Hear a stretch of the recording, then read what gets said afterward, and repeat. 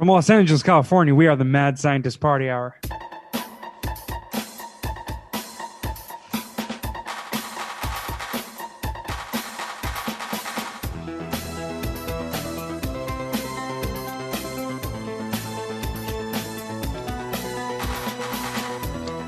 Oh, hello, friends! Welcome back to another episode of Mad Scientist Party Hour.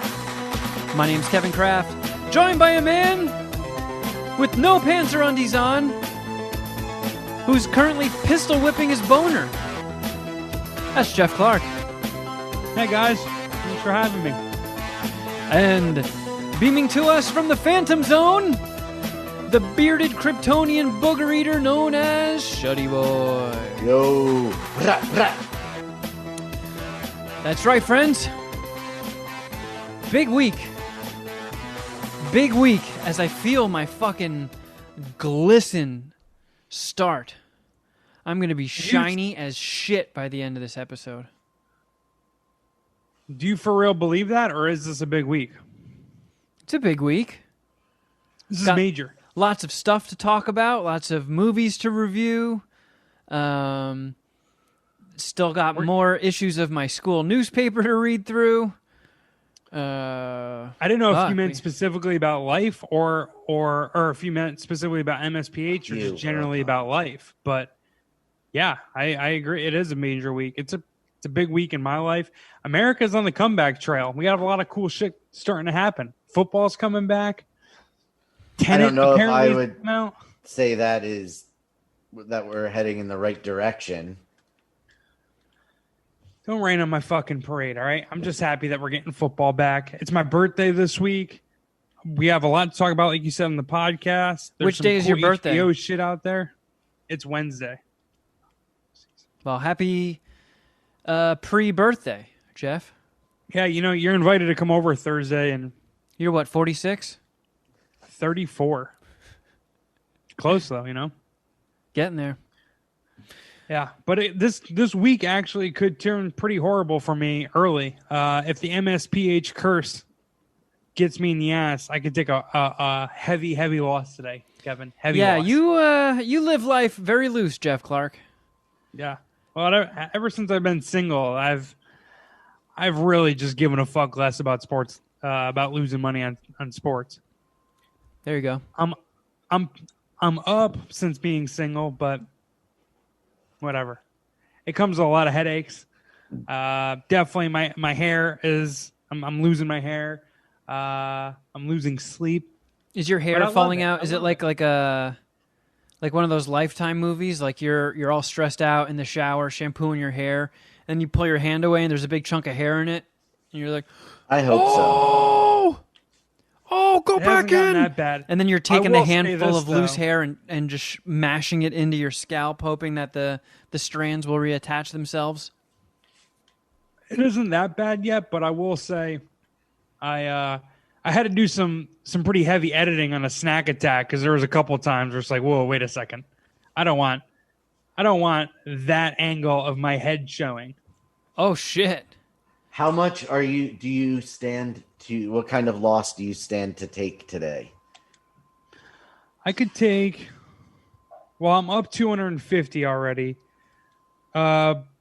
Otherwise, I could take like a $1,500 loss. Oh.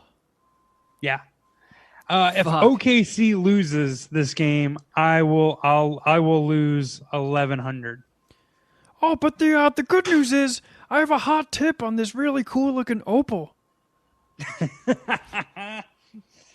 I feel good about my position right now in a couple of sports team stocks, but the one that I took on the Thunder is gonna fuck me right in the ass. I put like 11 or 1,200 on it, and they need to win 2 straight games against Houston for me to win that bet. But if they lose tonight, I'm taking all that in the ass. Good thing is it's only Monday and I can get out of the hole by then. So if next Monday. if it's like a 2-day or 2-game bet, is there like a massive payoff if it hits? It's a series bet, so they have to win the playoff series. Yeah, I took the series. I took the Thunder plus 140. So if they win, I'll win 1,900. I think is what it's going to be. Is there a chance we could see the results in the next 4.5 hours or however long these episodes are these days? Yeah, if I lose, we'll know by Patreon for sure. All right. Probably by the page, by like midway through the Patreon. Okay. And if it plays like it did last game, we'll know sooner. Oh shit! All right. Yeah, I've already mentally prepared myself to lose this money, so I'm good. It's not even going to affect me that much. Well, then I guess let's just kick things right off. I feel like maybe we should get the unpleasant business done now, and that's paying salute to the great Chadwick Boseman. Oh, Tough loss since we last convened. That was go with that. Such a shock. Yeah, I don't know if I've ever gone through the all the stages of grief that quickly before, and not in a sense where I was like instantly over it. It was just my brain malfunctioned when I saw the headline from AP. I was like, "What?" Okay, somebody clearly was like cutting and pasting headlines and forgot to change one thing. Chadwick Boseman didn't die. That's fucking when crazy. Sharon read it, I was like, "What? Where are you getting this information from?" Are you on the Onion? Yeah. Are you on HuffPost Funnies again? But I couldn't fucking believe it.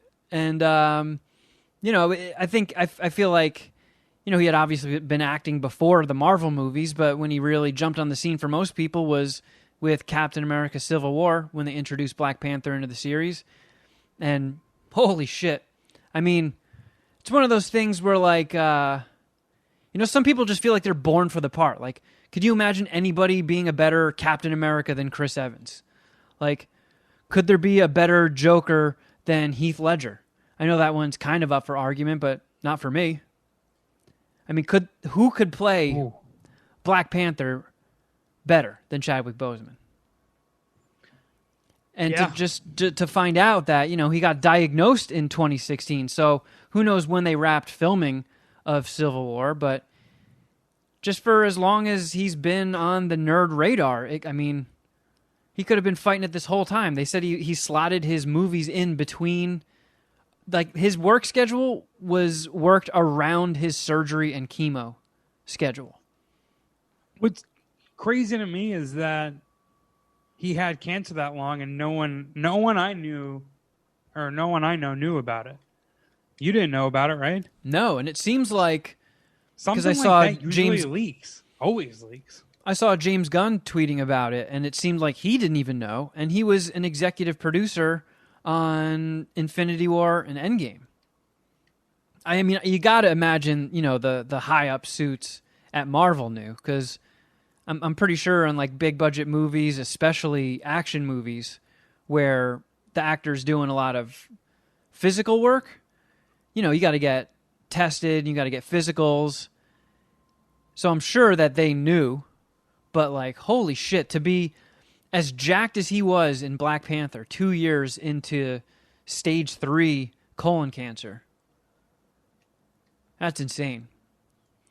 Yeah, I don't know if it's like a throwback necessarily, but like, what a tough motherfucker, honestly. Like, yeah, a lot of people, and there's nothing wrong with this. I'm not criticizing this, but a lot of people would be very public about their fight with cancer, and trying to, receive public support. I'm sure it's nice doing the talk show circuit and people openly rooting for you, especially when you're as good of a dude as he allegedly was. But for him just to never say anything and just keep it moving, keep trying to get new roles and different roles. And he was a lead in a bunch of movies, obviously Black Panther 42, but what a great career and a great run he had even with cancer. And it's just, to me, I don't know, the most interesting part about it is just how tough he was and how much like, it's like an old school, man mentality. Like, I don't want anyone to know I'm weak. I don't want it to be out there. I don't want to look like I'm complaining. I don't want people have it worse than me. And he seemed... That's what it seemed more like. Like, he didn't... Yeah. from you posted that interview, Kevin. You retweeted that interview. From SiriusXM? Yeah. No, I don't even want to talk about that one. It seemed like he was more worried about what other people were dealing with and didn't want any attention on him. He wanted to bring attention to stuff like that, which makes it even more upsetting that he got taken out, because he everything I've seen since that news came out is just what a great human he was. Yeah. And it wasn't anything that I had any doubt of. Like, it wasn't surprising to find out that he was that great or was like that. But to know that he was like that while dealing with something so terrible on his own and, suffering essentially in silence so he could bring attention to, the things that other people were dealing with is just, it's really a credit to the kind of person he was. Yeah. I mean, this was just the way I was trying to frame it, but I looked at it as maybe he, while he was doing all this iconic shit, he wanted to he seemed like somebody who took his craft very seriously, and I could see somebody being like, if I let this be public and let this be known, people are going to watch my performance and be like, oh, he's doing so well despite having cancer and fighting cancer. And, like, I feel like that's kind of true. Like, if I was watching Black Panther knowing this dude was battling, like, really fucked up cancer, that would have been in my head the whole time. I would have been like, wow, what a fucking champ this dude is. I can't believe he's doing all this with cancer. And then you're not just, like, thinking about, the role or what he's doing. It's kind of like at the forefront of your mind. And, this is just me projecting, who fucking knows why he wanted to keep it secret, the reasons behind it. But I could see that being the case of him just being like, while I'm here, I'm going to do some epic shit with the time I have left. And I don't want that to be hanging over it. Yeah. Yeah. Like, I think, like you said, he's, I don't know, really takes his craft seriously, and he just wanted to be judged based on his performance and not anything to do with his sickness or his health or anything like that. Yeah, I don't know. I've been kind of burying my head in the sand on a bunch of news stories lately. It's all been pretty depressing, this one too. And I've been just focusing more and more on sports. And I saw the interview that you posted and got a little misty. I was like, oh, no, fuck this. Closed my computer and walked away. No, this isn't going to happen. No, yeah, I'm not going to do this. It fucked me up, man. It's weird how people you've never met can make such an impact, and just so shocking. It was like, wait, what? Like, I didn't believe my own eyes at first. I was like, no, fuck you, Associated Press. Chadwick Boseman didn't die. Someone needs to be fired over this mistake. Yeah, and like I wanted Ryan or whatever. I mean, this death was. I reacted the same way to this news as I did to Kobe Bryant. Like, there's no possible way. There's somebody somewhere is full of shit. Yeah. Yeah, and I wanted to throw on Black Panther as my exercise bike movie. I was like, I really want to watch something with him in it. And I was like, you know what? I'm such a baby. I couldn't even do that. I don't want to be fucking sitting on my exercise bike blubbering away. What a pathetic sight. Yeah, with my sweaty, pale fat rolls spilling over my biking shorts. I'm like, it's like, no. I'm going to need like a couple weeks before I can watch anything with Black Panther in it again. So you didn't watch the special airing of Black Panther last night on ABC? I couldn't do it, man. Yeah. It's a cool thing that they did, honestly. Yeah. Fast turnaround time and stuff, Yeah. Yeah, but that's a brutal one. So shout out to Chadwick Boseman. R.I.P. Yeah, pour some liquor out. Yep. So that kind of, I've been, and I know Jeff, you're probably gonna be like, pussy, because you don't like to go get checked out by the doctor or go get physicals or anything because you think that they're like a mechanic. They'll just lie to you and tell you something's wrong, so you have to pay for a treatment you don't need. Which is a very, as we were talking, it's another like old school man thing, just on the opposite side. One side is like honor and noble, and this one's kind of just cheap, stupid, and cheap. Yeah, I don't need to hear $500 for an antifreeze refill. But like, I don't know, I've stayed very regular in my adult life with getting physicals and going to the dentist twice a year. Had a good rhythm going, and to get my crazy pills, my bing bong pills, I have to see a psychologist? Psychiatrist. I thought the psychiatrist is the one that you complain about life to. No, that's the psychologist. Well, the psychiatrist is the one that's able to prescribe medicine. Okay, so I feel like you should know this by now in your life. I just go see Professor Doctor. MDs. That's how my brain files things away. All right, you're going to go see someone who's smarter than you, give them $20, and then they'll refill your prescription for 3 months. So with COVID and shit, you can't do any in-person meetings with them, so you do it over Skype. And I'm Skyping the doctor, and she's asking me the usual questions she has to ask me. And then she's like, I'm looking at your charts here, and I see you haven't gotten a physical in 2 years. And I was like, well, yeah. I was going to get one, and then fucking COVID hit, and the last thing I want to do is be in a waiting room full of sick people and shit. She was like, well, it's not really like that, and you probably should. You don't want to put this stuff off too long.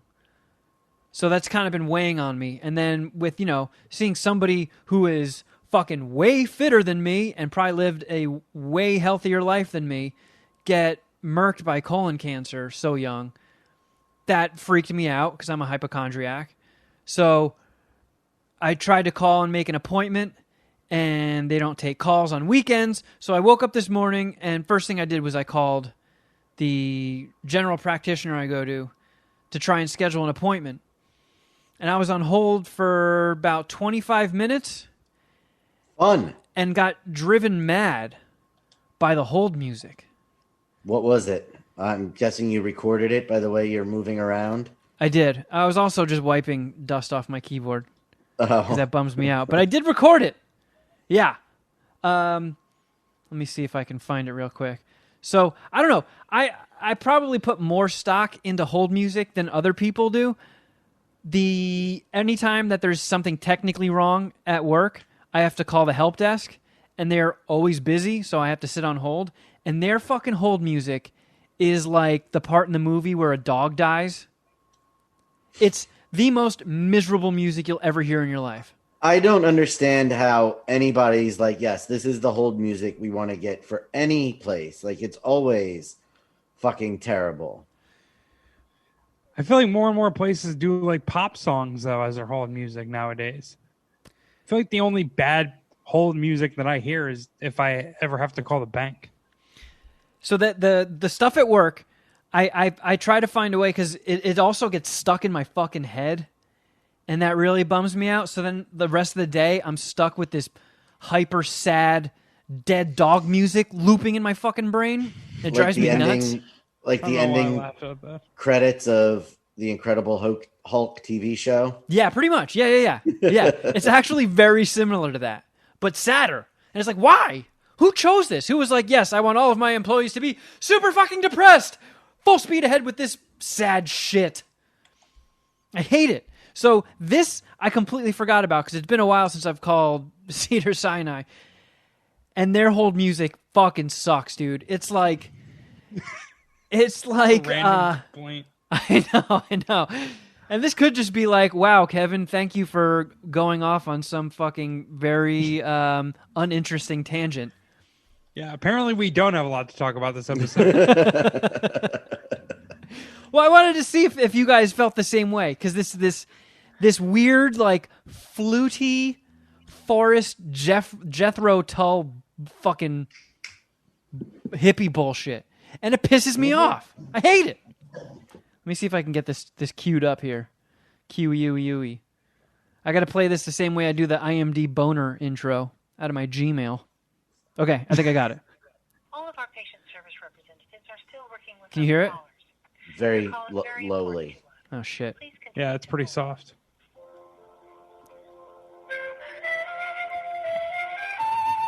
Oh man. Yep, that's pretty awful. Oh, wait till the harmonies start. It's got a little bit of like Reading Rainbow vibe to it. Or like PBS programming. 25 minutes, huh? Man, I feel like we could easily get a different Kevin Kraft after 25 minutes of this. And then it loops.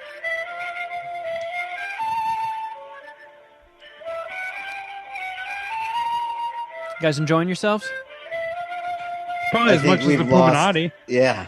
I was going to say, we've lost all of the Puminati now. I mean, Shuddy was really trying to help you out and pretend like he knew what you were talking about so you wouldn't be on an island. But I do not get this worked up about hold music. I also, to be honest, really just don't. I don't know. I don't listen to hold music a lot, as I'm sure you could tell. I'm not calling doctors. I'm not calling different offices. I'm not. I called the cable company last week, and I sat on hold with music like this for 35 minutes. See, I honestly don't even. I don't have. I have YouTube TV. I'm gonna go to Hulu TV soon, but. So I don't have to deal with those guys. T-Mobile is actually really cool. You can text these fools and like they'll text back and they'll help you that way. And you can also set up appointments. I don't know. The only time I actually ever encounter shitty hold music is through the bank. Calling the bank is terrible, but I guess the good thing is that you're not on hold for 25 minutes. Yeah, this was like exponentially fueling my rage. Like it started out low. And the longer it went, it was just like a cold fusion of anger. And by the time a real human picked up, I was like, what? But like, I just kept picturing like some fat LARPer in a forest, like skipping and like tossing daisy petals out into the wind. And no one's there to give him a wedgie. He's just doing it freely with no repercussions. And then these flute harmonies.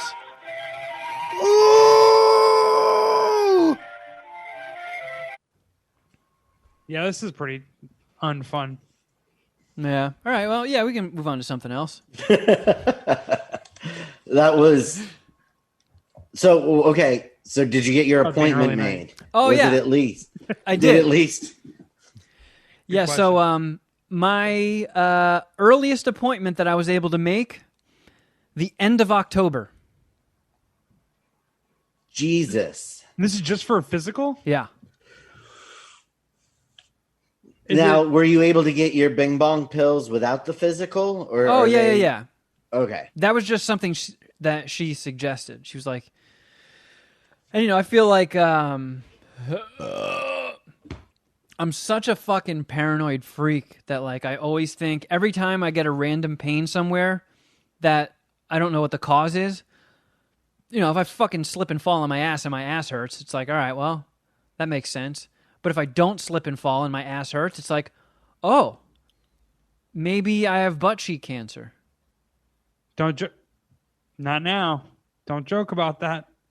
Yeah. Well, I'm just saying every time something hurts, my brain goes, oh, well. Worst possible scenario. You're in your late 30s. It wouldn't be completely unheard of for the wheels to start falling off. So, yeah, maybe your wrist hurts because you do have wrist cancer, Kevin. You're dying. You're dying via your wrist. That's what it is. Yeah. Yeah. I wish there was a pill I could take to make that stop happening. Being a bitch? They just do ecstasy or like opioids. I don't know if I could do ecstasy every day. I mean, I think I could, but... It sounds pretty terrible living in your brain. Yeah, it's no picnic. You should microdose some MDMA. I want to. As that's like microdose that. Well, they're doing like you can in LA in Southern California you can get prescribed ketamine microdoses. You can just blast K up your nose. Is that Cedars-Sinai? I don't know where it is, but from what I hear, they're looking at a lot of fun things to treat stuff with. I saw the most recent article, I think I saw it over the weekend, that they're the studies showed tremendous promise microdosing LSD as pain management, and they think that it could eventually replace opioids. I mean, something has to, for fuck's sake. Yeah, I know, for real. But like, think about like, what if the cure for me and my, brain constantly turning against me is a little tootle of MDMA in the morning? I mean, fuck yeah. Sign me up. Yeah, that sounds like a great idea. I Yeah. feel like I would need some of that just to improve my situation. Smoke My a psychological. medicinal doobie to even myself out. Just can't ever drive again. You could just never drive again. Yeah. There's fucking nowhere to drive to anyway, so might as well. Let's fucking rage. Yeah, So, we're pretty locked inside until 2022 here in Southern California. Between the three of us, we got a lot of shit to review. So why don't we kick off some of that now? Should we start with the one thing that we all watched? Yeah, because I'm pretty much going to turn it over to you guys. Smoke some pot after our review. So Class the one Action thing Park? that we all I'm sorry, go ahead. I stepped on your toes. No, I was just saying, so we're all on the same page, Class Action Park, right? Correct. All right. I'm curious to get your thoughts, Jeff, because I don't know how much Action Park made it on your radar being an upstate New Yorker. It did not. No, I heard about it from the first time through you a while back, and I just thought the whole thing was fucking ridiculous, including this documentary. What I would liken this viewing experience to, this is going to get such a high number. What I would liken this viewing experience to, it's a documentary, and it's almost like a documentary mashup of like amusement parks and Wolf of Wall Street. Like there was like so much joy and like fun and like laughter that I was having listening to the carnage that was the action park, and listen to all the stories about the debauchery among the workers, and just like how they were fucking like drawing up like ride designs in the back of dinner napkins. But then you got to balance that with like what is some terribleness, like some epic terribleness, actually. Like that story with, I don't know, spoiler, a story with, I think his name was Greg, the dude, the kid that died. Georgie, excuse me. Listen, the first time their mother came on the screen, when you just see her in a real quick clip at the start of the movie, where she said that the owner of Action Park was a piece of shit. I think I know what you're going to say. I was like, wow, this woman is bitter about something. Like first, I was just like, what a fucking Karen. Oh. Yeah, that's exactly what I thought. And then she came back on. I'm like, oh, great. Now we have to listen to her bitch about how awful Action Park was. And then you find out her kid died. And I was like, I feel like a bad person. So heavy. God. That shift in tone is so heavy. Because like you said, Jeff, you're just laughing and just in disbelief. And the people telling firsthand stories about going there, you're like, wow, this is insane. And then, it just takes that dark, fucking heart-wrenching turn when she tells the whole story detailed of him dying and what they went through in the aftermath is just fucking soul-crushing. Right. And yeah, it was rough because it was especially rough because a lot of the movie, all of the movie was narrated by John Hodgman, which was awesome, which was amazing. Who's that? What is that? What does that mean? He's a comedian, but the easiest way to describe him to you is, do you remember the Apple commercials that had Justin Long in them, where he was the Apple and the other guy was the boring PC? No, I'll look it up after. No, I don't. And then you had, and a lot of the storytelling, Chris Gethard was a big part of it. So it was set up, the first 2/3 of it was set up to be super, super funny and ridiculous. And then that tone shift was just it was jarring. Yeah. And not to get too spoilery, but when they end the documentary, I feel like the documentary makers / editor really did Chris Gethard dirty. Because, like, they just invited him in to tell his experiences. Like, he's a Jersey guy, hardcore. Like, he released an entire stand-up album, just nothing but New Jersey. And he was just telling his experience and how crazy it was to live through that and how scared he was to go. And he's telling all these lighthearted stories. And then they fucking put that over the family, like, visiting the kid's grave. He's like, yeah, it was kind of sort of like a rite of passage in my group of friends, and I'm really glad I went, and it was fun experiences, and they're just fucking showing the mourning family at a grave. It's like, come on. Like, I was very shocked by how that last sequence was edited together. Crazy. Did you like this? Because Yes. that's my thing, is that I really enjoyed the story, and I feel like it was not too much fun or too funny, but like, yeah, you had to sprinkle in the depressing shit. You had, of course, yeah, 100%. I had no idea about the body count, honestly. Like, that shit is kind of crazy. Oh, I was well aware of it. I was not. See, I mean, growing up, I spent the first like 10 years of my life in northern New Jersey.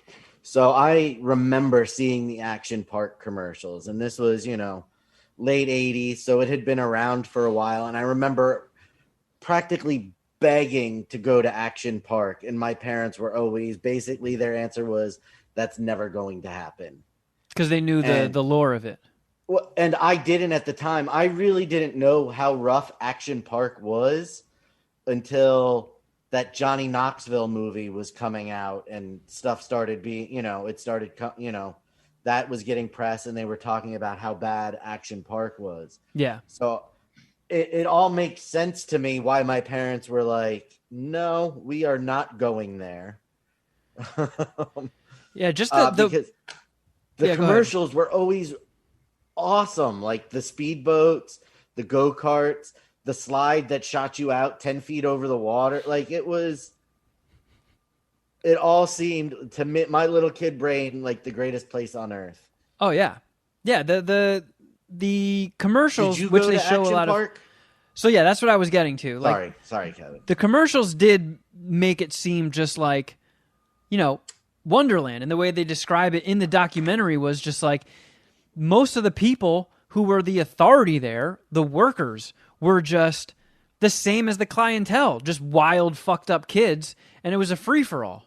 So I know that if I did go to Action Park, I was way too young to take part in any of the gnarly stuff.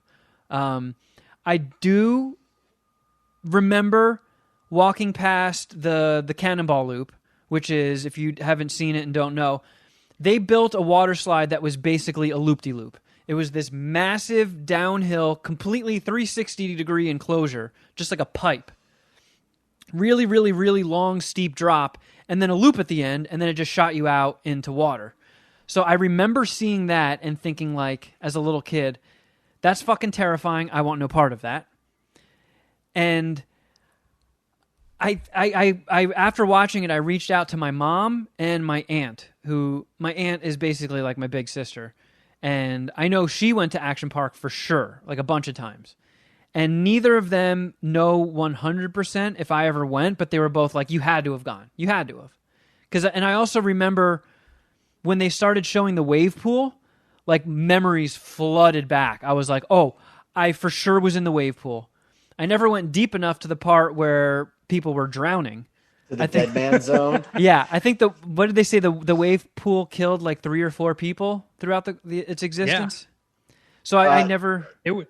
That joke by Chris Gethard when he's like, you should never be the second person to die in a wave pool. Yeah. That joke in the trailer made me laugh so hard. I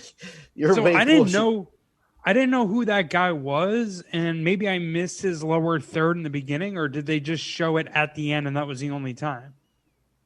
Because I didn't know who he was the whole time. I'm like, this guy's fucking hilarious. Yeah, he's a comic, and he also had I guess apart from Eric Andre, the wildest late night format show ever.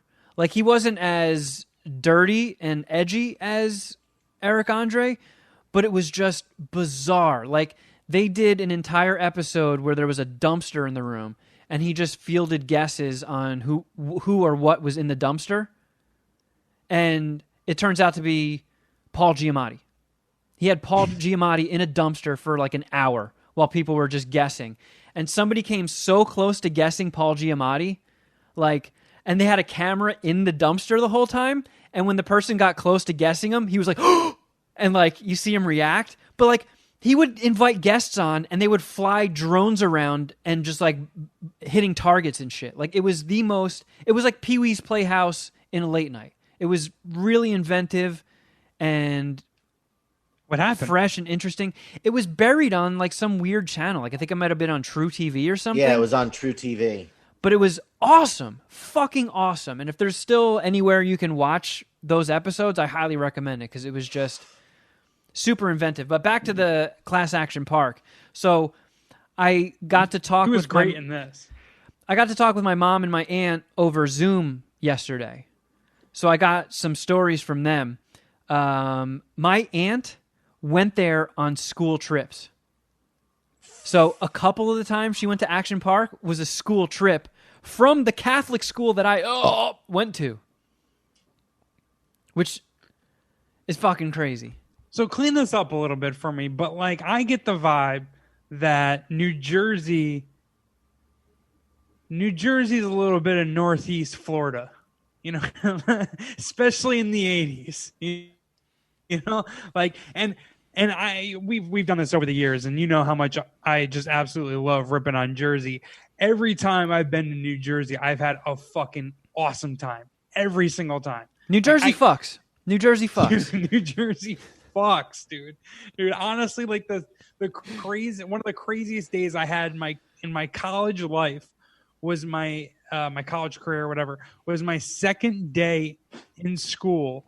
And an older second day in college, an older guy we met at a frat party, a former, frat brother, he since graduated, invited us to a backyard kegger where there were strippers fighting in chocolate pudding. And it was $5 a cup. It was unfucking believable. I was 17 still at the time. I couldn't. I was like, college is going to be the greatest fucking thing ever. This is unreal. It was the coolest. This dude had barbecue, a fucking keg, and strippers. It's $5 a cup. As we were driving to it, I was like, no way. And it happened. I was like, oh my God. So it's just a lot of fun to shit on New Jersey, but I have a lot of respect for how New Jersey fucks and parties. They get after it. And I yep. In a lot of ways, I mean Florida Northeast in a good way. There's just to kind of pivot and keep it within Action Park. What's his name? Gene? Is it Gene Mulhill? Yes, Mulvihill. That motherfucker is a gangster, straight gangster, dude. Oh yeah. He again, spoiler alert. If you want to watch this, you probably should have tuned off before, or should have paused before. Because I don't know, if you don't know anything about the story, it's fucking interesting. And I love the documentary. But spoiler, even Donald Trump was like, dude, you're tripping. I'm not doing business with you. Donald Trump walked away from an amusement park in New Jersey with crazed teens lined up to go there. Donald Trump's like, nah, dude. This is too much of a risk. Yeah, too much liability. On top of the fact that it was just built by people with no real engineering experience, there was no real thought put into the safety other than having park employees test out new rides and shit. They served booze on top of it. Oh my God, dude. It's just fucking wild. It is a bit Wolf of Wall Street. I just had another movie or another story in my head, but it's it just keeps getting more and more and more ridiculous as you watch it, and it's just the Oktoberfest shit, to mix that element into the amusement park, which is already crazy, and to have it right next to the go-karts, the booze right next to the go-karts, and I'm sitting there the whole time, like as it's playing out, I was like, wait a second. If they're gonna cater this hard to 14 and 15-year-olds, the adults are getting after it. And sure enough, Motorland is going off. It's like, holy shit, dude. So when I was talking to my aunt, I got a couple like firsthand stories off of her. So she is an alpine slide veteran. So the alpine slide is, they basically just made, like if you've ever seen those concrete, I don't know if you would call them fucking like luge. Like it's a luge. Yeah, it's a concrete luge. I think Camelback Mountain in the Poconos still has an alpine slide. Okay. So yeah, you're basically on what looks like a concrete gutter, like a rain gutter, and you're on some like little plastic thing with a handbrake. And that's it, just a big handbrake in front of you. And this thing goes down super fucking steep hills, crazy winding turns, and the only limit of how fast it goes is you controlling the handbrake. And it's important to point this out. The handbrake may or may not have been working. Yeah. We don't know. So my aunt said when she would go, like, and I think she said she went anywhere from 5 to 10 times. She said every time on the alpine slide, she saw people flying off of it. Not just like like riding the lip too hard and the cart goes out of bounds, like people launching. And she got really fucked up on it once and skinned her arm from her elbow to her hand.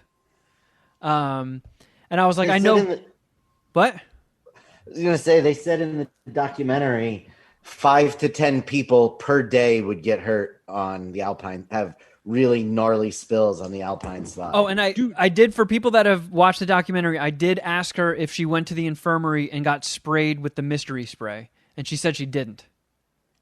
That sounded terrible. Yeah. The story about the bodybuilder just like being like, nah, I'll take the infection. Fuck that.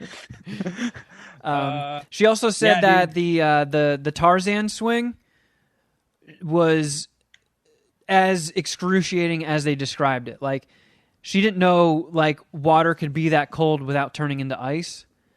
And she could confirm that people would swing off of the ledge on the rope, let go, plummet into the icy cold water, and get like seized up and not be able to move.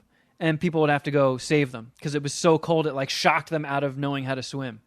Right. Well, it's northeast summer, right? So, yeah, but very well could be mid-90s and humid. So you hit ice cold water for whatever reason, like, fuck, dude. And most of their things were fed by a spring. Right. So it wasn't, water that sits and gets, warm as the day goes on. It's just constantly being fed by this cold mountain spring. Honestly, you're just, again, and I've said this a few times, I liken this experience to watching like real life, not real, but like Wolf of Wall Street. You can't believe like the bad ideas these guys are doing. Like, it's like, I feel as though I could have talked Gene Mulhill out of creating that fucking loop-de water slide. Like, as soon as he drew it on the napkin, like, no, dude, no. I love how to test it, they used their employees, and if they got too hurt, that's when the ride was canceled.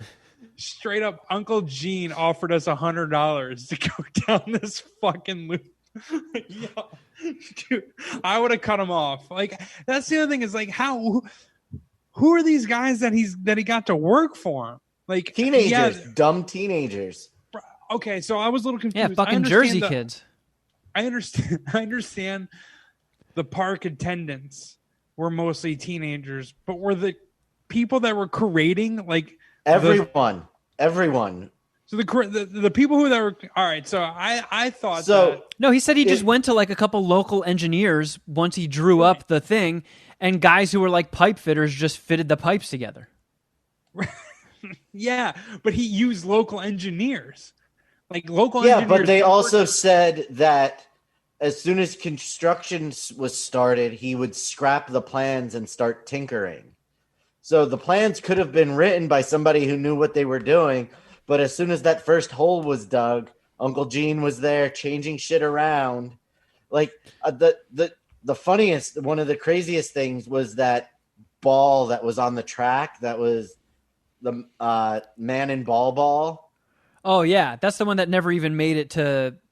Where there was a ball inside of another ball, and that ball was sitting on a bunch of ball bearings. So the interior ball spun while you went down the hill, and it was just made with PVC pipe that ended up stretching in the sun. And the poor kid who tested it ended up rocketing across the highway. Well, he's not poor. He had actually $100. Landing in the swamp. I mean, it's fucking crazy. If you have HBO Max, it's a must watch. Yeah. Also, HBO Sundays are back.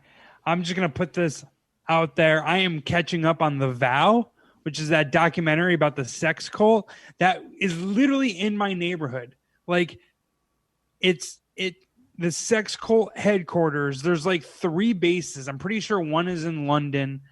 One might be in South America, and the other is in Clifton Park, New York, where I fucking grew up, where my mom still lives. Like, I have I know people and have friends that have said they've seen this guy and his creepy cult walking around like their neighborhood. So, and my brother watched the first 2 episodes. It's a documentary series on HBO called The Vow about that sex cult, Nexium sex cult. My brother said it's fucking amazing.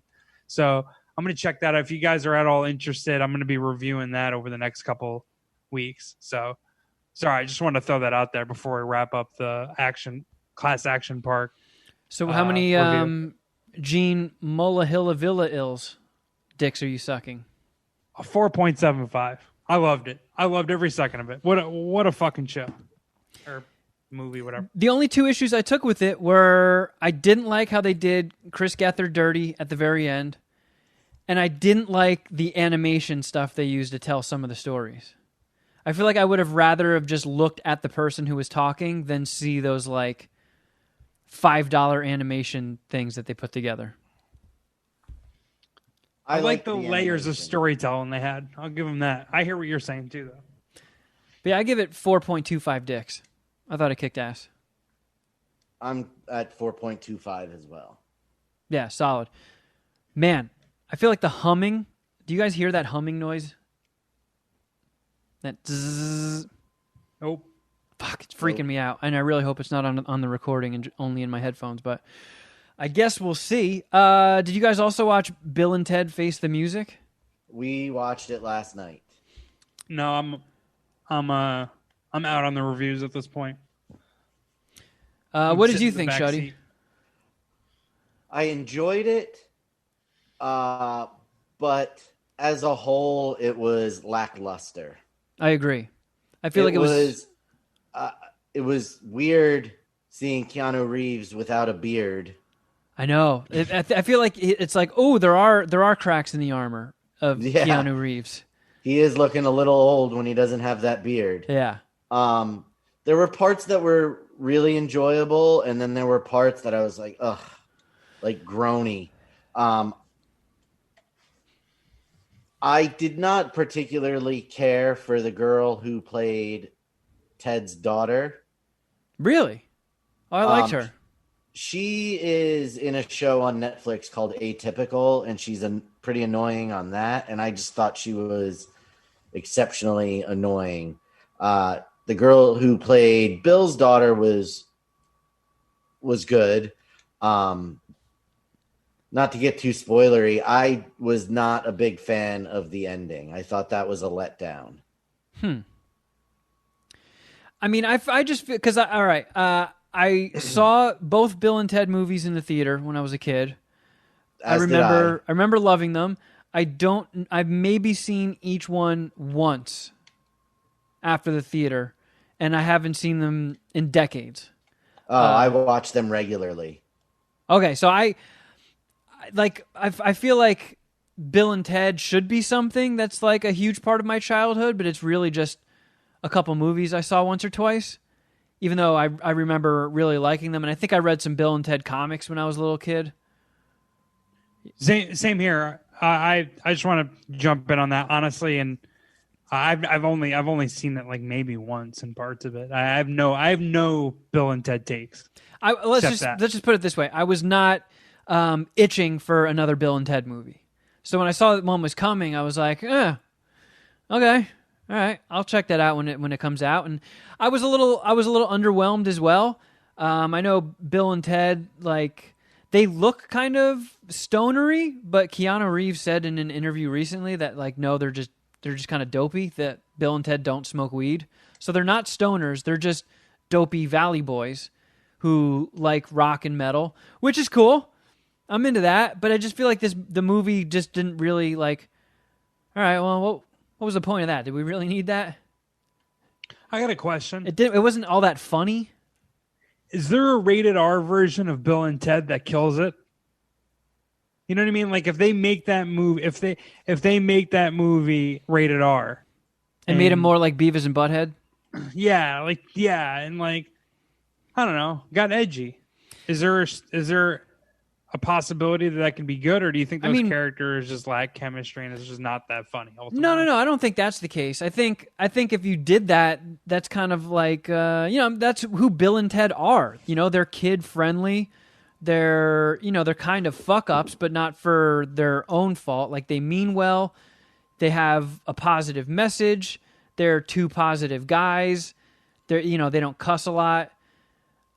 I feel like they're like the wholesome of the duos. You know, you've got Bill and Ted, Beavis and Butthead, Jay and Silent Bob. Like those guys are like the grungy, raunchy underachievers, and these guys are like the family-friendly, positive underachievers. You know what I mean? Yeah, but that isn't as cool or as funny and as interesting to me as the guys with maybe some edge. And I didn't like the robot. There's like a robot character now. He was so annoying. Not a very well-written character, not very funny. I feel like that's the main thing. Like when it wasn't trying to be funny, it was okay. But every time it tried to be funny, it was just like, that one didn't land with me. I don't know about that. Agreed. But do you know who played the robot? Who played the robot? It's Barry's own NoHo Hank. Oh, was it? Yep. I love NoHo Hank. Me too. One of the better TV characters of the past 5 years. Yeah. I liked him as Victor Zsasz in Gotham. Yeah, me too. I really like him. I had no idea it was him. I don't know why I just thought of this, but it would be great to copy and paste NoHo Hank into Ozark. Just for he's like the comic relief, like one like spin-off or like collab episode. What do they call those? Crossover. Yeah, thank you. Crossover episode. I would love to see NoHo Hank and Marty Bird getting down. So I guess I'll suck 2.75 Bill and Ted dicks. It wasn't horrible. It just wasn't anything special. Just wasn't funny. I'll go 3 because it did have the nostalgia factor. I was very happy to see Death again and him being as batshit crazy as always. Yeah. I could have done without Kid Cudi. I know. That's what I was thinking. I forgot to make this note, but I was like, I wonder how far down the list they got before they landed on Kid Cudi. Like, how many people said no? I'm like, all right, I guess we got to go with Kid Cudi. Well, he did most of his was talking about things I had no fucking understanding of. Yeah, because he was like basically quantum physics. he was the quantum physics time travel guy. He was like, the super brainy dude who understood all like time paradoxes and all that shit. So he would just try to explain things that were happening. Like, because Bill and Ted have to save all of existence by making a song that unites everybody. And I don't know how everybody being united saves the space-time continuum, but that's their goal in the movie. And, yeah, I don't know. I I'm at a know loss for nothing words. about Kid Cudi, so I don't even know if maybe he is into quantum physics. Let's. I feel like Kid Cudi got big the year after I graduated college. Like that's like the generation after me. He never got big for me. It was just a name I heard, and I'm like, every single time for years and years and years, I'm just like, oh, all right. Wow, who the fuck is Kid Cudi? Right. I don't know any of his songs. I don't think before this movie I even knew what Kid Cudi looked like. Yeah, I don't know if I could pick him out too. I know a few of his songs, and they're pretty good, but I'm just not a huge fan myself. But he was an actor in the movie, and you didn't like it very much? Or No, it just I don't know. He was like, they're building a band. Like his daughters go out to build a band, so they travel through time and just pluck iconic musicians out of certain points in history, and then they get to Kid Cudi, and it's like that couldn't have been their number one cameo wish. Like they probably asked Jay-Z and he said no, and then they like how far down the list did they have to go before they're like, oh fuck, all right, fine, call Kid Cudi. You know what? I will give you a little pushback here. I think, again, he's not huge for me in my generation. I think Kid Cudi is a bigger name than you're giving him credit for, though. Maybe. I mean, I'm not the most in touch fucking 38-year-old on planet Earth. No, you are not, Kevin. Did he just literally hit that jump? Oh, my motherfucker. Sorry. Jeff's losing money in real time. Yeah. Sorry, you're going to hear some groans here or there. Jeff Clark, the homie, could be taking a fucking big L tonight, as we already discussed. So Shuddy, 2 points. Shuddy, how many Bill and Ted dicks did you I say? said 3. 3, all right. And did you have a lot to review? I know. Shuddy, you had something else, right? Yes, a new Discovery Channel game show called Dodgeball Thunderdome. Is it anywhere near as cool as that name? No. Oh, no. It was a disappointment. Oh. All right, well, yeah, tell us what is Dodgeball Thunder Poop or whatever. So Dodgeball Thunderdome is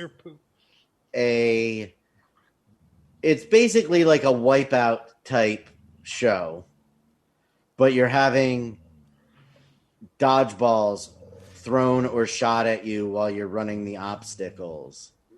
And I could see that working. Right, but I turned it off mid-episode. That's how much I did not enjoy it. So in the first round, it's like you run across a greased up balance beam, you climb a wall, you swing on, you have to traverse a bunch of tire swings, and then whoever gets hit by the most red balls, the two that get hit with the most red balls are out. But there's really not any dodging going on. People are just getting pelted with balls left and right. And it just almost seems to be the luck of when red balls are fired at you. And then in the second round, which is where I turned it off, you're running another obstacle course. So it starts out with it's 2 heats of 4, and the 2 who get hit with the most red balls are out. So then you go to another obstacle course where it's 4 people, and you're paired with somebody else. You run the obstacle course, and they throw balls at you. And when they hit you with the third red ball, however far you are on the course, like you just keep going back and forth until you're hit with a third red ball. And where you stop is where your point ends, and then they get to go while you're throwing balls at them, and whoever gets the furthest. And I was like, this is stupid. Yeah, that sounds like a big swing and a miss. Big missed opportunity. They keep, like, on the commercials, they're like hosted by, I believe his name is David Dobrik. Do either of you know who he is? David Dobrik. No. Is that the government name of the Pillsbury Doughboy? No. He I have no idea who that is. He's a Vine star Ah, all right. Yeah, say no more.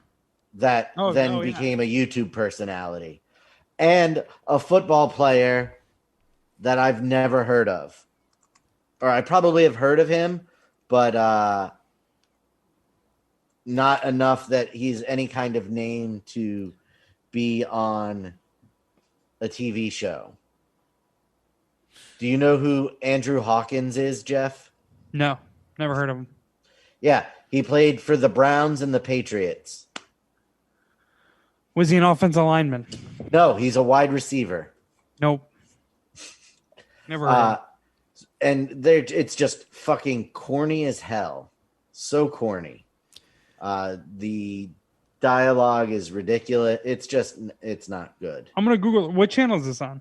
Dodgeball Thunderdome? Discovery. Yes. Man, I don't think I have that one.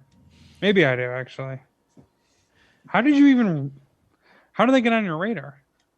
When I go Shuddy to has a sleep at dodgeball night, Google alert. no, when I Nothing wrong with that. when I put on something to watch to fall asleep, I watch the Science Channel app, which is owned by the same people who own Discovery Channel, and they were showing commercials for it. And I was like, "This looks interesting." How does Sharon feel about that? About what? You Which part watching of it? science stuff to go to sleep. Um, Is she a science no. television fan now because of this? No. It usually puts her right to sleep. So I'm like, you going to bed? She's like, yeah, you can put on your boring stuff now. Oh, and if you're sharing a bed with Shuddy Boy, it's a very, very smart move to be the first one to fall asleep. Oh yeah, Sharon knows strategy with this. She gets it. Like anytime when This we isn't were her growing first up that rodeo. I had to I knew I was going to be sharing a room with Shuddy Boy or floor space with Shuddy Boy. It's just like, all right, make sure you are the first one to fall asleep. And you never were, because Shuddy would smoke too big of a blunt or something. I would drink myself to sleep, essentially. I would drink myself to a point where it was not physically possible for me to stay standing anymore. And then you would beat him with a pillow to try and wake him up. And Shuddy Boy would open his eyes and look at you and fucking make eye contact and keep snoring and then close his eyes and not miss a beat. Shuddy Boy is the one person I've ever seen that starts snoring before they're even asleep. We would be watching the next day when everybody's all hungover and we're just laying around smoking weed, watching TV, and you just hear oh fuck, Shuddy's asleep, and he's like, yeah, yo, I'm not. That's all fair. That's all fair. Fair and accurate. Yep, fair and accurate. This is not fake news. Has she ever called you out on your snoring, or is she No, the world's soundest sleeper? No, my snoring doesn't bother her. She says that since I lost all the weight, it's gotten better. You dispute that when I come visit.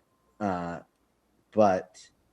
that's why Doug Benson still knows me as your friend who snores and kept you up all night. You're that guy. I'm that guy. Rough reputation. You're not going to get invited over to a Doug Benson sleepover. I'll tell you that. Yeah, but so I put this on when she was trying to go to sleep, and when I turned it off, she's like, "That was really bad." I go, "Yes, it was." So, Yikes! Watch at your own risk. Well, thank you for the heads up, Shuddy. You're welcome. I feel like you took a bullet for the Puminati there. I know, and I when I saw the commercial the first time, I texted you and was like, "Do you have Discovery? You should watch this," because the commercial does make it look relatively cool, but it was a swing and a miss. I'm glad I didn't. I'm glad I didn't take your advice. I'm glad you didn't as well. Speaking of Doug Benson, I have one last thing to review, and it's not a new movie, but if you're a listener to Doug Loves Movies, you should be familiar with this title.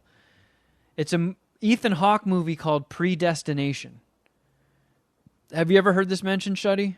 Yes, I have, and it would always come up in a segment where he's asking people the movie that they would recommend that they think he hasn't seen, and several people suggested this. Yeah.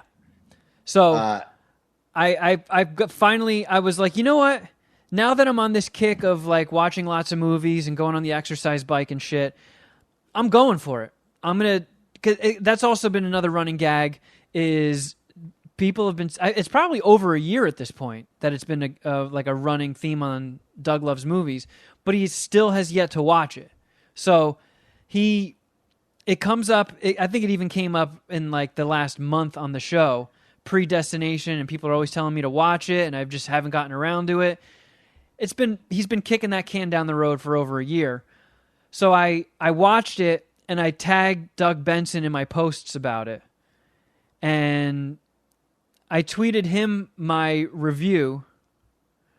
And I'm going to try to do the same here and leave it like no spoilers, because it was always pitched as it's like a time travel, time loop movie and crazy twists.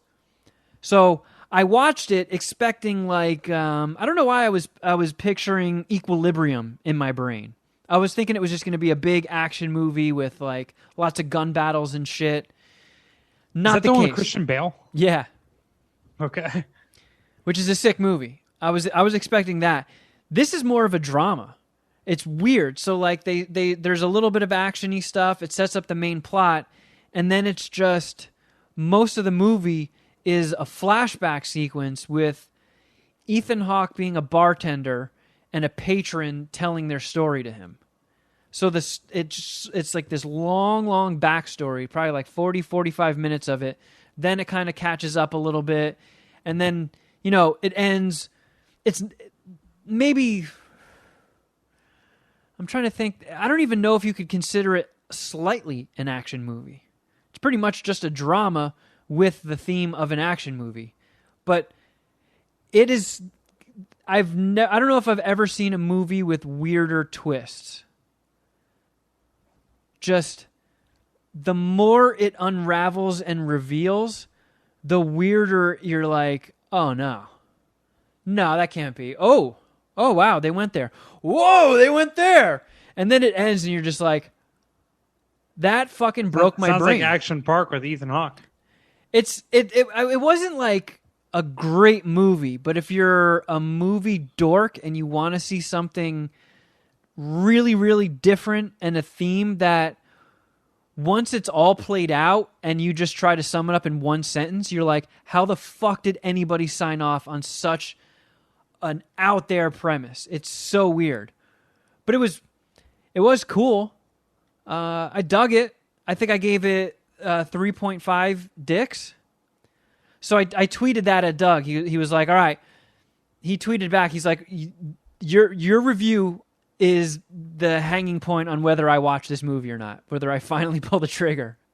So I saw that tweet before I finished watching the movie, and I was like, oh, I don't know how to recommend this to Doug, because I could see people watching it and being like, what the fuck was that? But I can also, like, as a movie nerd myself, I feel like I had to watch that. I didn't know something so odd could exist. So 3.5 Ethan Hawke dicks. Predestination. I don't think it's streaming anywhere, so I had to rent the disc off of Netflix. But I don't know if Doug... I've downloaded the most recent Doug Loves Movies. I haven't listened to it yet. I don't know if he's touched on it yet or given his thoughts. I saw him put a picture up of the title card, so I know he watched it. But I haven't heard back. So we'll see. And the end. The end of. All right. Yeah. Well, yeah. I see. It looks like Jeff's screen is frozen. Shuddy is clearly enamored by what's happening in Madden. The dog will not leave me the fuck alone. I don't know. I'm sorry. I struggled to keep up in that conversation because I have nothing to review. And when you said it wasn't actiony, I checked out. That's where I kind of lost interest in. It has been I was eager to hear what you had to say about it, and it sounds kind of boring. We need to loop in Doug Benson here. Let's shoot him the Zoom link. Yeah, let's get him in, and then you guys can challenge him to the Leonard Maltin game. He should play IMD or no. He We did already did play. that with him. Let's do Letterbox D with him. Oh yeah, I He'd feel be like into that. Letterbox D is more Doug Benson speed than IMD Boner. I Yeah. think he'd love it. Once he gets fucked by one of those weird, with the weird list things, like you know how just randomly they'll just be completely off, or they'll have like what's probably some guy's like 8th best movie, number 1. I think that would get a rise out of him. Maybe not. I you know what? He's pretty chill. I don't think many things get a rise out of him. But you know what I'm saying. Yeah. He's into his movies. So I feel What like we else? got two major things we have to touch on before we wrap up. Yeah, I was And we're just already gonna pretty say, deep into things. what happened in the issue of the podium that we have in store for today. Nice segue. I like that. Good transition. So in Volume 1, Issue 4 of the Podium, no big things to write home about. There's the Campus Speaks Out is not relevant. They ask the teachers what your favorite memory of the seniors will be. So being that nobody knows any of the students from Bing Bong School other than me, no one gives a shit about the staff commenting There was on the nothing seniors. funny. No. Nothing whatsoever. It's all inside jokes. One guy's favorite memory is of this one student playing with Scraps the dog. Well, Hysterical, it was I so know. entertaining hearing them talk about diversity in school shooters. I know. Bummer we couldn't But get anything major this time. some very interesting stuff in the movie review section. Oh, what did you review? I reviewed 2 films. One is The Mummy. Starring Brendan Fraser and Rachel Weisz. Yep. And I also reviewed Movie sucked. Star Wars Episode 1, The Phantom Menace. To That movie which sucked. we touched on this last week that I kept the format of 5 dicks, but of course I called them 5 stars back then. I broke the scale. I gave Star Wars Episode 1, The Phantom Menace, 6 dicks. 6 Phantom Menace dicks, you suck. Dude, 6 Darth Maul dicks. Darth Maul, excuse me. No, Jar Jar. 6 Jar Jar Binks dicks. Let's just say I was Everyone's sucking favorite Star Wars character. I was sucking 4 Jar Jar dicks while getting DP'd by 2 Darth Maul dicks. Totally, yeah, that's what it was. Are there any highlights of the review for us?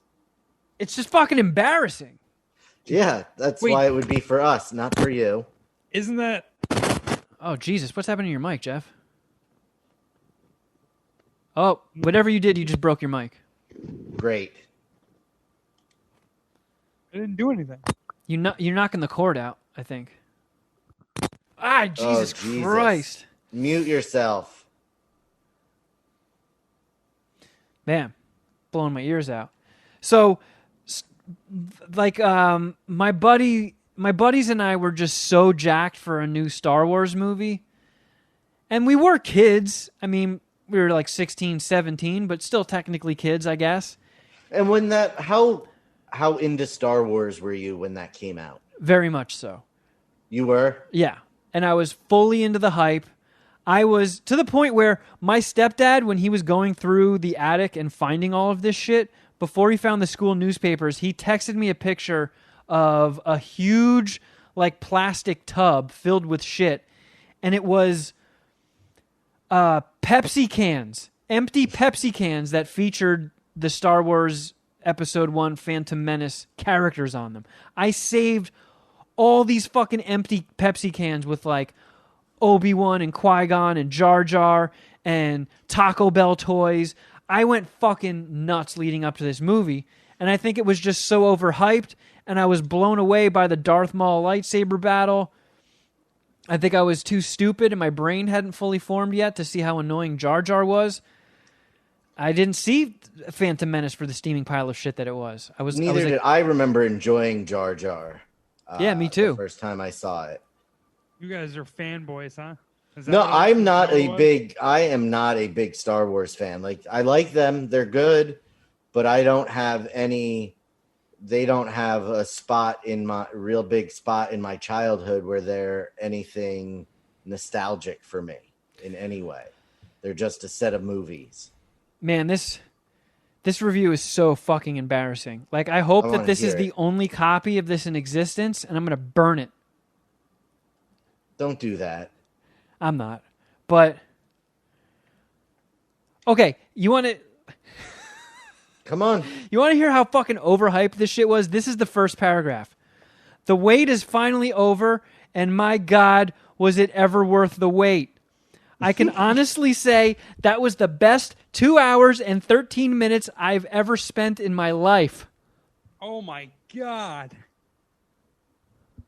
This is widely considered the worst Star Wars, right? Yes. Well, episode 2 might have been, because episode 2... I thought the third one was. No, that one's...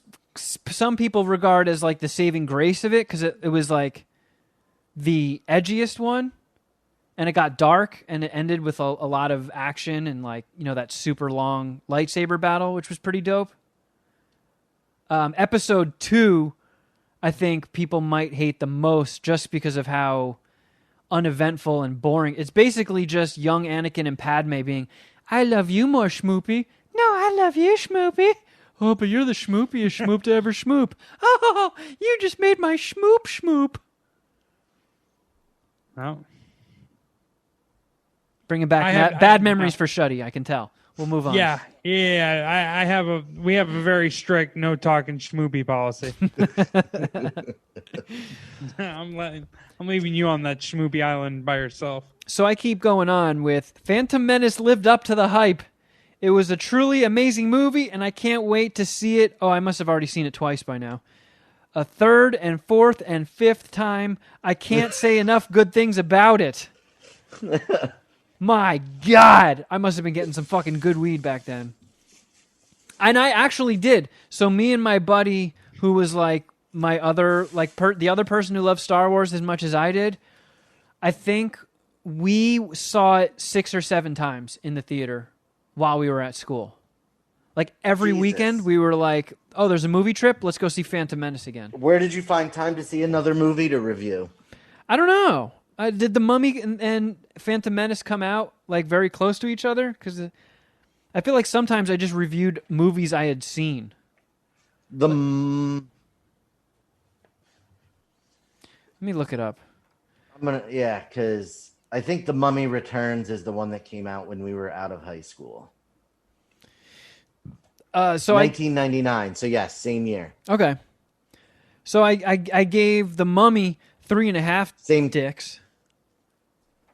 Was it the same weekend? May 7th for The Mummy.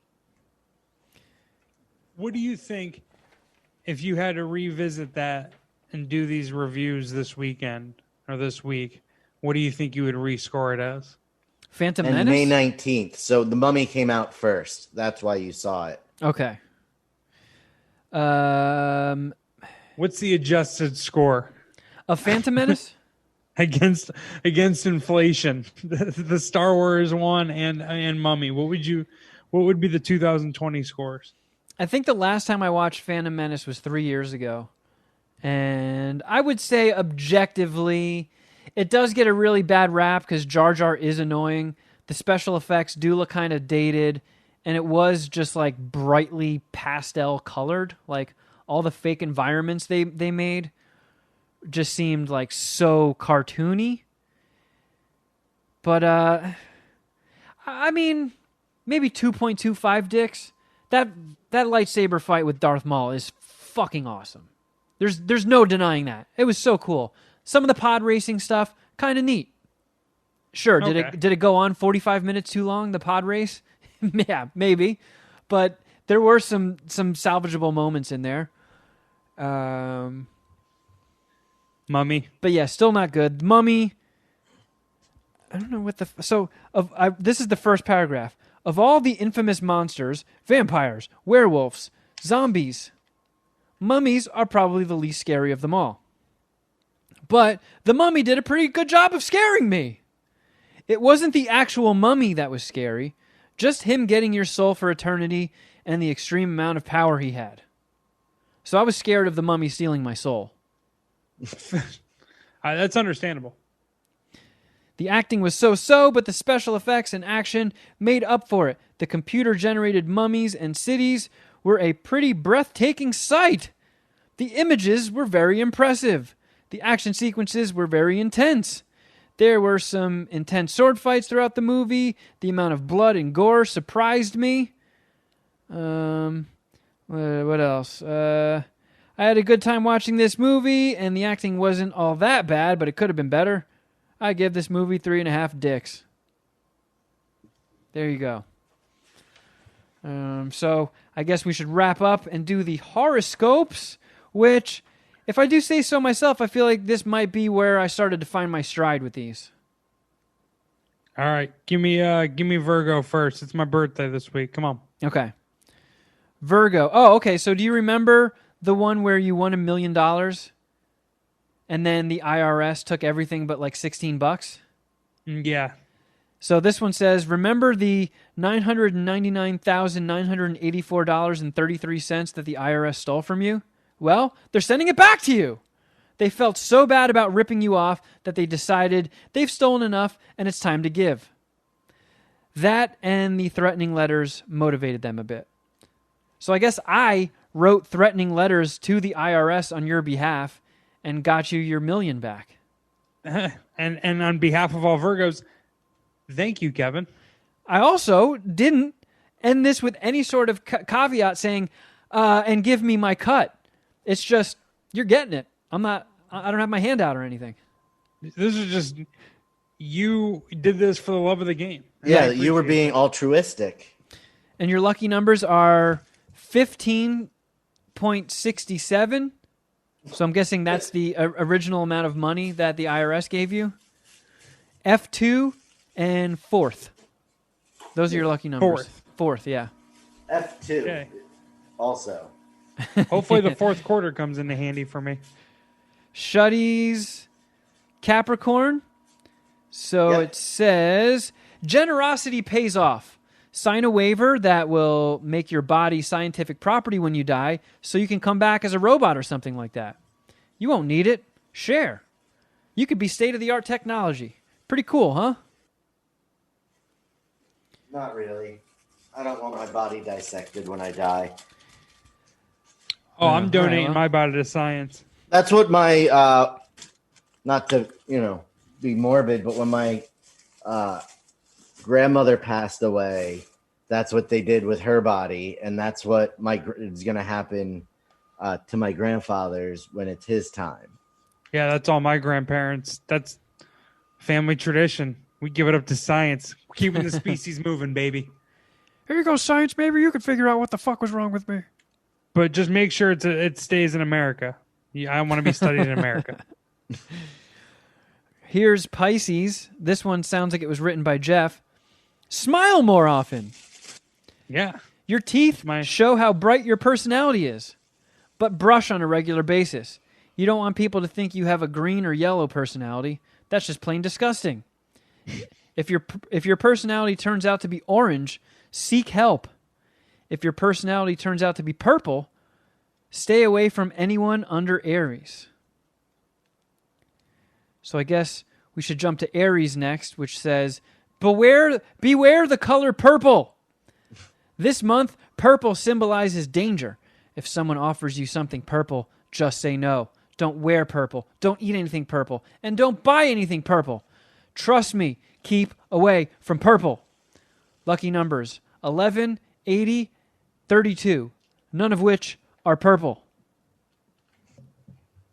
Okay. I actually kind of like purple. I mean, I know that wasn't a Virgo horoscope, but just saying. Whatever. Fuck me. Nice dark purple, I think, looks good on your boy. All right, jumping around. Here's Leo. Make the best of your summer. Get a job this time. Try asking the old people of the neighborhood if they want their dogs walked. Just don't go into the house. You'll be smelling like a nursing home for about a month. And the lucky numbers are 32, 48, hut, hut, hut.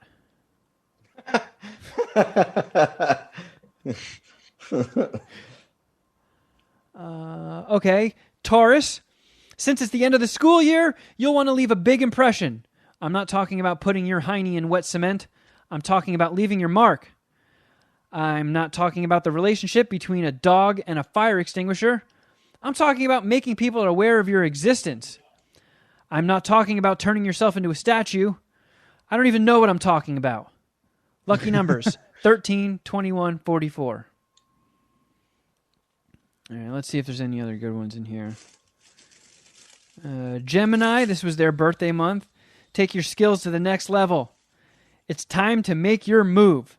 Since I can read your minds and tell the future, I know what the best move is. And the best move for you is solitaire. That's your skill. Enter the solitaire championship, and I know you'll come out on top. Lucky numbers, 8, 51, 10 of diamonds. When's the last time you played solitaire? Last time I had a really, really outdated, crappy computer, I think. I bought my mom, my sister and I one year went halvesies and got my mom an iPad for Christmas. Did you like And Spider?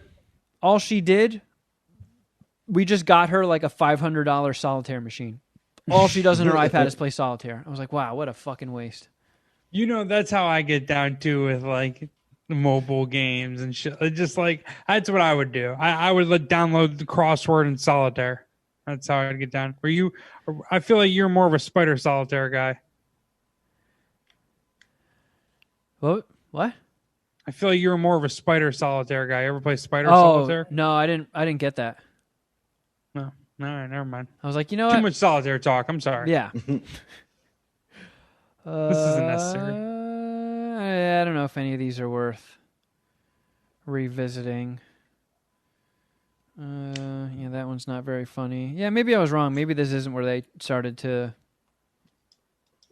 make their turn. I don't know why they gave me an award for these. These are stupid.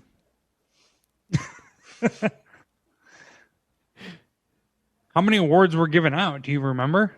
Like, was it easy to get? Was it like a blue ribbon, or did you feel like a sense of accomplishment? I felt a sense of accomplishment. It was a massive auditorium, just fucking packed with hundreds of kids.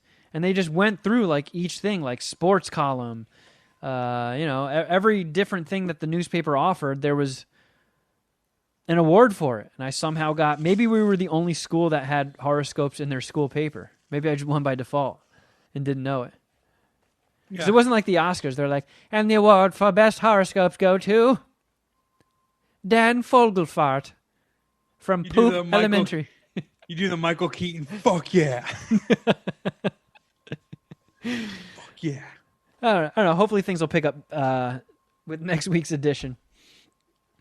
So one last thing I guess we have to touch on is we kicked off the PooFL Final Fantasy Football. Yeah, we're going to talk a lot about your fucking corniness. I fucked everything up. I fucked it all up.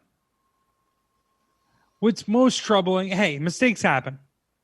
I'm not bummed out at you for being reminded earlier that day or earlier in the week and not crossing your T's and dotting your I's. I'm bummed out about I'm disappointed about your goddamn attitude as it was happening. You and your anti-football bullshit. I'm disappointed by your attitude right now. So take I that. am almost completely convinced you did this on purpose, thinking it would get you out of playing fantasy football. Like this was a scheme. That's where I'm at on it. I honestly thought with how salty your attitude was yesterday and how laissez-faire you were, I think this was a plan from the jump.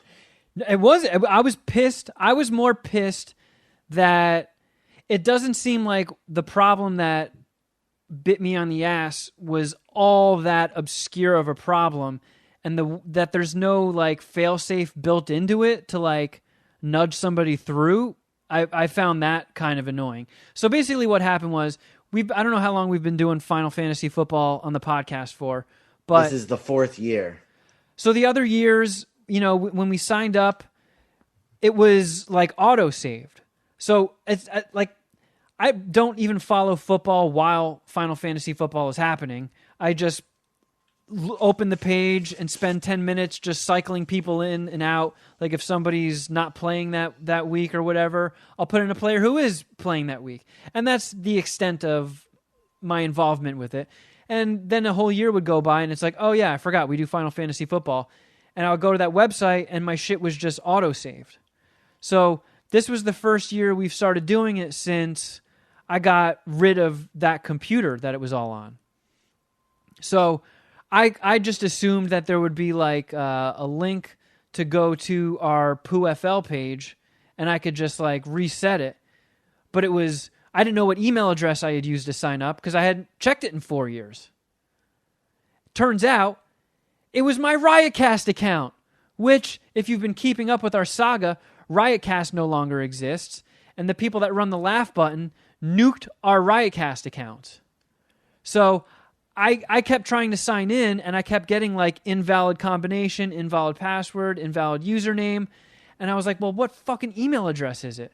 So I just hit reset password, and it was like, yeah, the email has been sent to kevin@riotcast.com. And I was like, oh no, dead account. So we couldn't get in. I couldn't get in to rechange the password. So my account is just encased in fucking carbonite.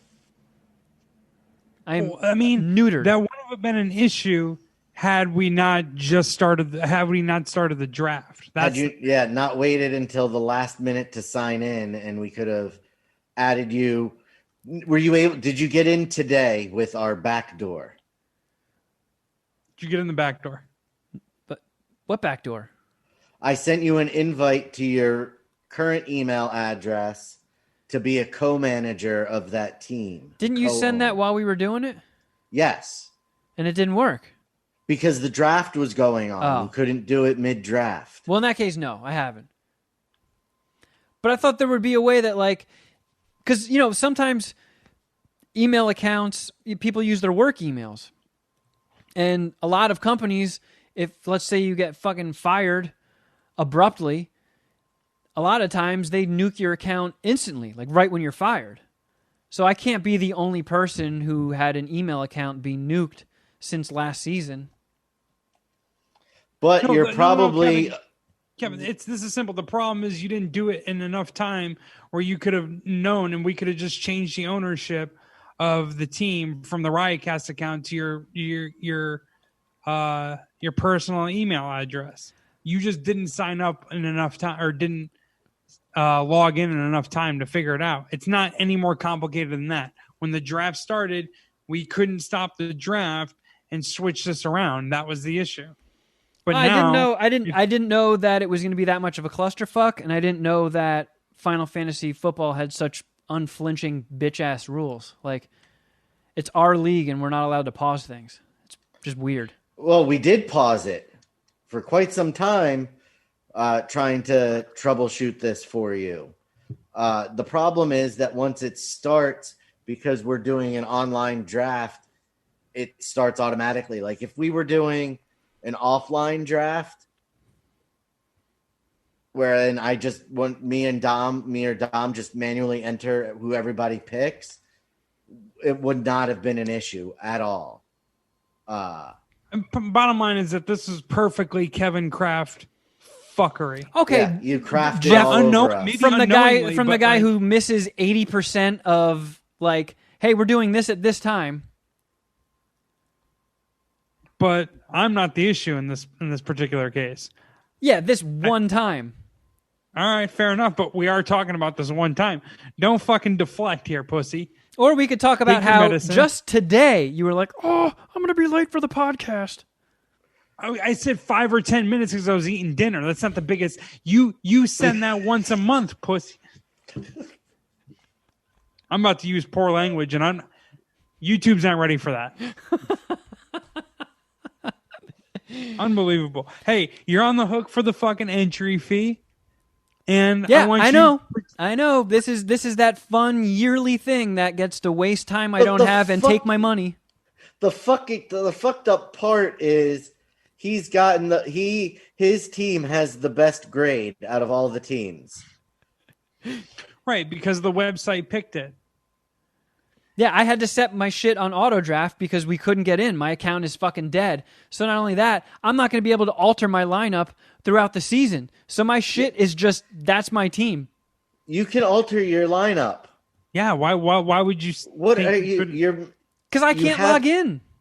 Oh my God! You'll be able to log in once you check your email. I guarantee it'll work. Yeah, and you know what? I kind of hope it doesn't, just because of Shuddy Boys. Because of Shuddy Boys pearl clutching over there. Hey, Megan. Oh, Kevin, we know you hope it doesn't work. We know that. Pull it up right now and do it. I bet you that link works today. Yeah, it just couldn't work. All it said was error. Changes cannot be made during draft. That is the error you got yesterday. I'm telling you, I am fucking auto drafting on D&D next time we do it. Oh shit! It's like trying to autofill. Error. There was an error. You are already a member of this league. So you're already in. So sign in with the new account. Yeah, it was literally just a draft thing, dude. What? And there is some legitimacy to your point of it's bullshit. You couldn't just stop the draft and refire it up. I'll hear that, but like, it is your fuck up, and you do have to get a little bit of grief, get a little bit of shit from the homies. That's only fair. Because this is clearly something that's always at the forefront of my brain and very important to me. Doesn't matter. Like if we were doing like a Marvel Avengers pick and Jeff forgot his password, would everybody be like, how could Jeff forget his password to something that he clearly visits daily? It's like, it's fucking football. I probably think about cricket more than I think about football. Well, we put football on your radar, and we put the fantasy football league on your radar for months. So it's not like it came out of the blue. It kind of is, because I completely forgot that it was happening until Ginger and Juice messaged me. Yeah. I could have missed the draft completely. Like Ron did. Hey, whatever. And I think we should put more money on this. But either way, you're on the hook for the entry fee. You can absolutely operate your team and make adjustments. I know you don't know the first thing about football or what type of adjustments to even make, but go ahead and give it a shot. I mean, whatever. I think the whole fun of it for you would have been the draft and just making jokes on the guys that you're picking and stuff like that, because there is no mid-season jokes or comedy unless you are projected to win and lose and bitch about that. But it's not like you have any hopes for any players, any waivers. Honestly, I think it would have been funnier if I couldn't pick my team, so I had to be auto drafted, and I couldn't alter my team, so I'm just locked into default AI mode, and that would have been an interesting sort of experiment to see how my unmanaged, unpicked team did against everybody who gives a flying shit about Final Fantasy football. You are projected to beat Ginger in week 1. No, but like, what the fuck? The auto draft doesn't, it gets all your players. It doesn't fuck you up that much, so you're good there. But where you'll lose during the season is like on bye weeks where players are sitting and the computer isn't going to make that adjustment. Yeah, that's what I was saying. Otherwise, if all your draft picks stay healthy, very, very, very unlikely. But if they all stay healthy and the auto draft worked, you could make it to the finals with this team. It's not out of the realm of possibility. Hey, Dylan, the truck driver, he forgot about the draft last year in our other money league, in our bigger money league. He auto drafted, didn't really complain to me, but like messaged me like, "Hey, dude, I auto drafted, man. Like, I don't know, like it sucks. I'm not really happy with my team." It's like, hey, well, you're on the hook, and we'll see what happens. Sure enough, he got in second place and should have won. He should have won the whole thing, actually. He got some bad luck. So You still might win this, Kevin. We'll see. If there's any justice in the world, I will. Okay. Oh, yeah. All right. Yeah, sure. The precedent it would set for him if he wins this without drafting is what I'm afraid of. I don't. Again, if he's going to be part of the Zoom call was awesome. I'm for also announcement. The PooFL, the real Deuce is back. We're doing our draft 6:15 Pacific Standard Time this Saturday. I'm hijacking Shuddy's shit where I steal where I make a Discord server. I like that, Shuddy. Great idea. We have a Discord server for our PooFL main league. I'm going to do a Discord server, and I'm going to do a video conference through Discord. So everyone who's in the in that league, be on the lookout for those invites. But I love how we did the phone call this year, and it's going to be fun to do it next year. And if Kevin wins, he's absolutely got to auto draft next year. He can't draft if he wins. I mean, I hate how it worked out, but you can't fuck with success. If he finds success, you can't fuck with it. Yep. Especially if we're putting money on the table. But he's got to show up to the Zoom call. No way around it. Yeah. Got to be social. Everyone wants to hear your fucking commentary, dude. You're the goddamn star of the league, despite being. I have no terrible source material to draw from other than my shtick played out. Oh, there goes Johnson. That's all I got. Yeah, well, people like it. People do like it very much. Well, is that it? No more Final Fantasy stuff? No, I made my announcement again Saturday, September 5th, 6:15 Pacific Standard Time, PooFL Real Deuce draft. Holler at you guys with the Discord link. There you go. All right, friends. Well, I think this is where we say, a poo. A poo to you, sir. And a poo to you, young friend. So, if you need more MSPH in your life, might I steer you towards our wonderful Patreon over at patreon.com/Mad Scientist Party Hour. A whole bunch of fun shenanigans over there that I think you will all enjoy. I really do believe that. If you enjoy the free shenanigans, you will, without a doubt, enjoy the paywall shenanigans. Jeff full on jizzed in his own mouth last week. So I don't think we should be making promises like that.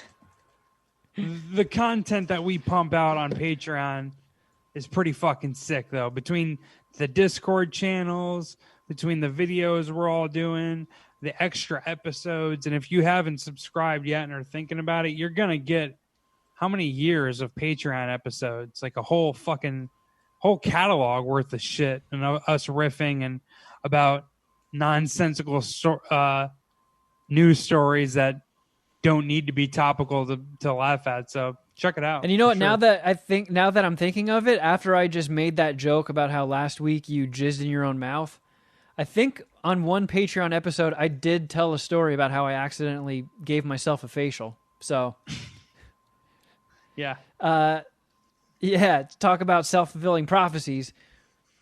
Try digging that one out of the archives. I don't know which episode that was, but it for sure fucking happened. If anyone knows, it's Dylan. That's true, yeah. We definitely ratchet up the debauchery and the nonsense behind the paywall. Yeah, so check it out. And also, if you weren't aware yet, we're doing full episodes on YouTube. They're not live, but I chop them up. There's no Easter egg, but you can watch the entire main episode on YouTube. I think the last 6 weeks are up there. YouTube.com/Mad Scientist Party Hour. Subscribe, and you will not miss an episode. You'll get notifications or some shit. I was just going to say thank you to everybody who's been checking them out. Yeah, for real. And I noticed some people have been showing up to watch the new full episodes and then diving back deeper into the archives and some of our older fucking gnarlier stunts that we've done on the show, which I think I might throw one of them out. That strikeout video is a fun one. I might put that up on my Instagram at some point this week. If the world does change and get a little bit more normal, Okay. and it's feasible for me to come out there for the 10-year, I think we need to do something stupid. Well, No. I mean, you have to do a bong hit through your own piss. Oh yeah, there it is. Good call. No, well, yeah, but no, I'm Not good talking. enough for you. I'm talking like the videos of you and I that you've been sharing. Oh, like the old stunt videos? Yeah, something supremely stupid for pushing 40. Well, if you want to really spice things up, you can do a bong hit through your own piss and then chug the bong water. I'm out. I'm not done. I'll hold the camera with a fucking in a hazmat suit. No, dude, I was never into this kind of shit. I'm not going to Action Park. Fuck that. Fuck that. You pussy. How could you Call be me too a much of a pussy. I'm pussy for staying your own home. podcast? The show's too gnarly for me. Yeah, I'm good. And I have gone through a lot more tapes, and I'm just slowly making a stockpile of stuff to post of like old stunts, old shenanigans that I've been posting on my Instagram. So check those out. You can follow us, all of us on Instagram. I'm at Kevin Kraft. At Shuddy Boy. At Fade the Media. And at MSPH Podcast on both Twitter and Instagram. If you want to be a part of voicemails, yay, call 201-472-0139. And you can shoot your emails to our new email address, madscientistpartyhour@gmail.com. Shuddy, you got anything? Fucking asshole. I've been seeing you fucking smirk this whole time while I'm trying to wrap up. So I knew you were up to something, you fuck. Yeah, I was gonna interrupt you just to say happy birthday, Jeff. I was waiting for it. I can see it. I knew that would have fucking sent you into a tailspin if I interrupted you just to say something as innocent as happy birthday, Jeff. But And by the way, seriously, listen to Gilbert Godfrey's podcast. happy birthday, Jeff. Yeah, happy Thanks, birthday, buddy. dude. Happy Thanks. birthday to Dookie Boy the Cocksucker, the one and only. Thanks. Yep. I appreciate it. Thank you. Dookie Boy the cocksucker. Unbelievable. And until next time, Hey, something!